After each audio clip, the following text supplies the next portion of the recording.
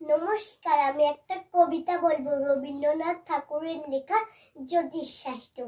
আমি শুধু বলেছিলাম কদম গাছের ডালে পূর্ণিমা চাঁদ আটকা পড়ে যখন সন্ধেকালে, তখন কি কেউ তারে ধরে আনতে পারে? শুনে দাদা হেসে কেন বললে আমায় খোকা, তোর মতো আর দেখি নাই কো বোকা। চাঁদ যে থাকে অনেক দূরে, কেমন করে ছুঁই? আমি বলি দাদা তুমি জানো না কিছুই। মা আমাদের হাসি যখন ওই জানালার ফাঁকে, তখন তুমি বলবে কি মা অনেক দূরে থাকে? তবু দাদা বলে আমায় খোকা, তোর মতো আর দেখি নাই কো বোকা। দাদা বলে পাবি কোথায় অত বড় ফাঁদ? আমি বলি কেন দাদা, ওই তো ছোট চাঁদ, দুটি মুঠোয় ওড়ে আনতে পারি ধরে।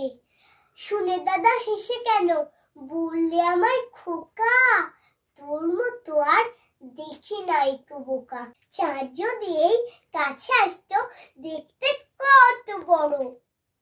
আমি বলি কি তুমি ছাই স্কুলে যে পড়ো, মা আমাদের চুমু খেতে মাথা করে নিচু, তখন কি মার মুক্তি দেখা মস্ত বড় কিছু? তবু দাদা বলে আমায় খোকা, তোর মতো আর দেখি নাই কো বোকা। নমস্কার।